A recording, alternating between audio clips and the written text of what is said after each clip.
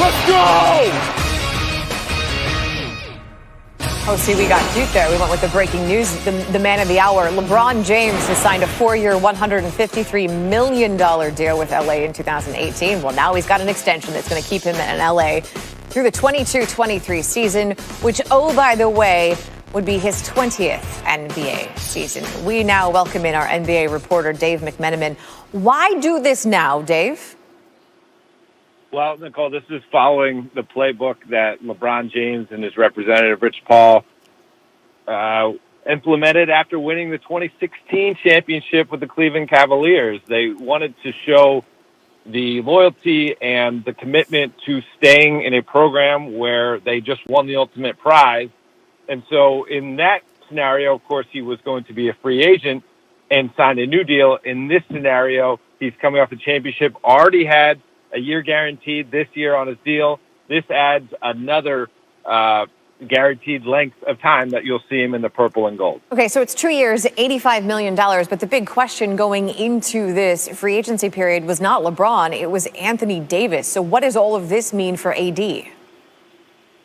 Well, certainly we've heard rumblings for weeks now that this would be the time where Anthony Davis would, look to sign his extension in order to have that new deal, to be a part of the Lakers, just like LeBron, with designs on repeating. And certainly I think this gives us a major clue as to what Anthony Davis's contract situation will look like.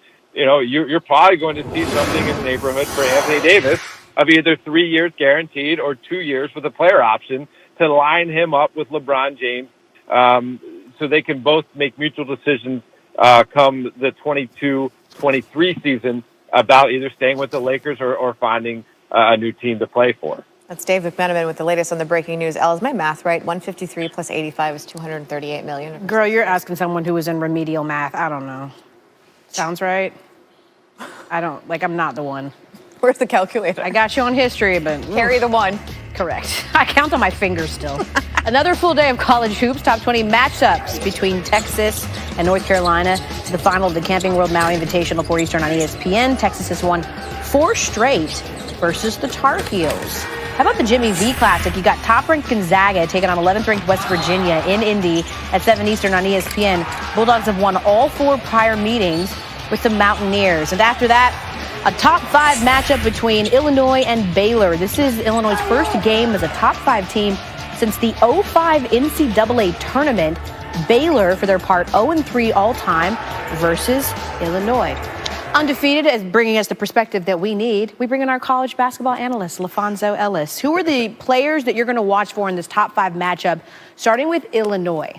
2 preseason All-Americans, starting with Illinois' Ayo Dosunmu. 6'5" guard, can score it at all 3 levels. He's terrific, putting the basketball on the floor, getting to the rim. He's also increased his ability to be able to shoot it from behind the arc. He's terrific at ball screens. If you go under, he steps behind and knocks down the 3, where he shoots it at a 43% clip.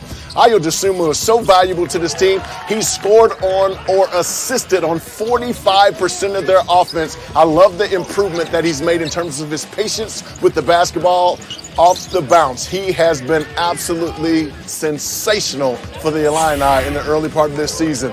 Jared Butler for Baylor, one of the smoothest offensive guards you'll find in the country. So good off the dribble, hesitates, crossovers, and he can score off either leg with either hand around the rim as well. One of the greatest finishers in all of college basketball. You're talking about an elite matchup between 2 of the elite combo guards that we have in all of college basketball. That's going to be a terrific matchup tonight. Both of those guys flirted with the NBA before deciding ultimately to return to college. We'll see that game at 10 Eastern tonight on ESPN. But before that, 7 Eastern, we've got number 11 West Virginia, number 1 Gonzaga. What are the Bulldogs showing you so far a week into the season, Fonz? Well, they've been efficient on both ends of the floor, Elle. Their offensive transition, their offense in the half court has been absolutely spectacular, and they do a terrific job in the early push, looking for easy opportunities at the rim. Jalen Suggs, the standout freshman amongst the group of freshmen in the country, and Drew Timme. This dude has been terrific.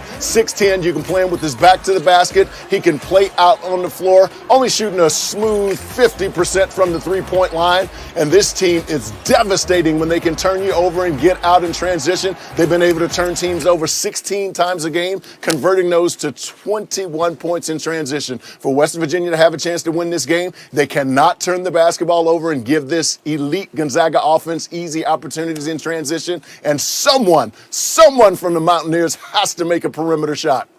What I love about this game is it's on ESPN and made possible by ESPN. For those that don't know, Bob Huggins, right, the head coach for the Mountaineers, was watching ESPN. He saw on our little ticker